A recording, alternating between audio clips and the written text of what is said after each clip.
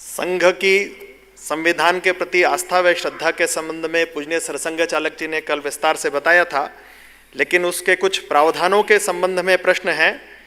पूछने वालों के नाम बता रहा हूं: अनु कपूर जी, अजय कुमार सिंह जी, ब्रिजभूषण अग्रवाल जी, मेजर जनरल माधव अरे जी एवं तरुण कुमार वाही जी।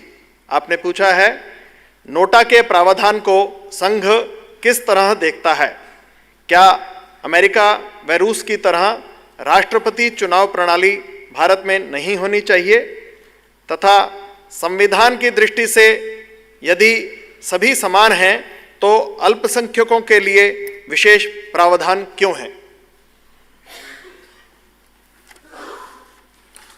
संविधान सभा में चर्चा चली तो कुछ आज हम जिनको अल्पसंख्यक कहते हैं उनके प्रतिनिधियों में भी ये बात चली थी कि अल्पसंख्यक शब्द निकाल लो आप, क्योंकि ऐसी बात को लेकर ही देश का विभाजन हुआ था और आगे और बंटना कोई नहीं चाहता था।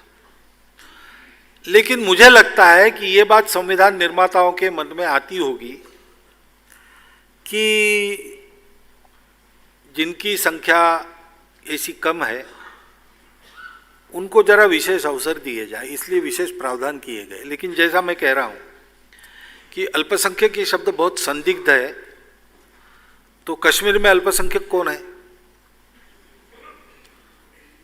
यानी देश में हर जगह अलग अलग बात है ना।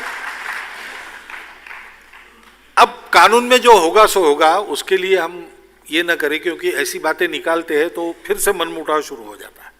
लेकिन समाज में ये प्रयत्न चलना चाहिए कि कोई अल्पसंख्यक बहुसंख्यक नहीं, हम सब एक देश के लोग हैं, एक दूसरे के भाई हैं, और अलग अलग प्रकार रहना ये हमारी विशेषता है, उसको साथ लेकर चले, भाई जैसे चले, एक माल में मिलकर चले, ये होना चाहिए। बहुत करना पड़ेगा उसके लिए। अमेरिका रूस के तरह प्रणाली की बात हम करते हैं, तो भारत की प्रणाली भारत जैसी हो, अमेरिका रूस जैसी क्यों हो? तो भारत के सब लोग मिलकर जो तय करते हैं वैसा हो, क्योंकि कैसी प्रशासन की पद्धति लागू करने से मैं उसका लाभ लेकर अपने जीवन को बना सकता हूं, ये भारत का सामान्य व्यक्ति जानता है, उससे बात करनी चाहिए और वो जो कॉन्सेंसस निकलता है वैसा रहना चाहिए। अभी तक तो ठीक ही चला है, सारी दुनिया ये कहती है कि अपेक्षा नहीं थी, लेकिन सर्वाधिक यशस्वी प्रजातंत्र दुनिया का भारत है। अब जानने वाले सोचने वाले लोग विचार करते हैं और कुछ रिफॉर्म्स की बात करते हैं, जरूर उसका विचार होना चाहिए और जो स्वीकृत होता है वो करना चाहिए। इसमें हमारा भी हिस्सा है, सभी की इच्छा है, हिस्सा है। तो उसके लिए सुझाव आए हैं बहुत प्रकार के, लेकिन आमूलाग्र पद्धति में ही बदल करो ऐसा सुझाव कहीं से नहीं आया है।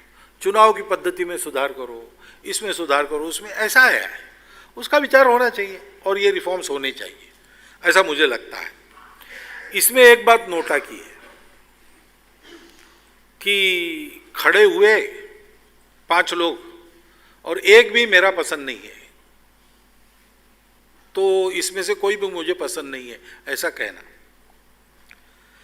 अब एक तो बात है कि प्रजातांत्रिक राजनीति में हमेशा अवेलेबल बेस्ट को ही चुनना पड़ता है, 100% बेस्ट ये बहुत कठिन बात है,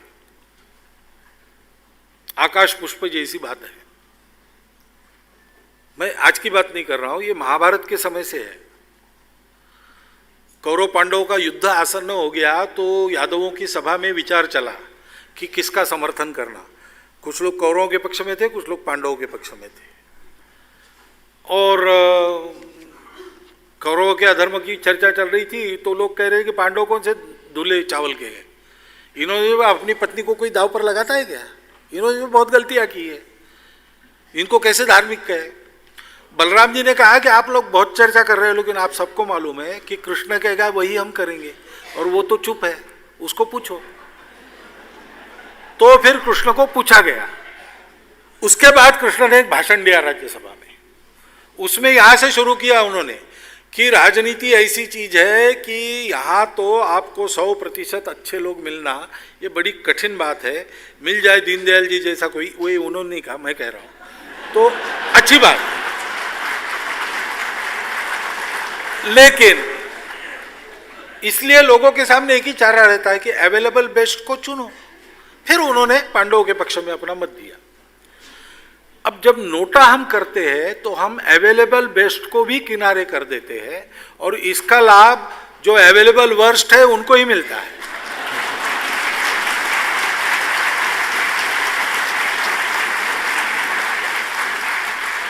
इसलिए यद्यपि नोटा का प्रावधान है, मेरा मानना है कि नोटा का उपयोग बिल्कुल नहीं करना चाहिए, अवेलेबल बेस्ट के पक्ष में जाना चाहिए।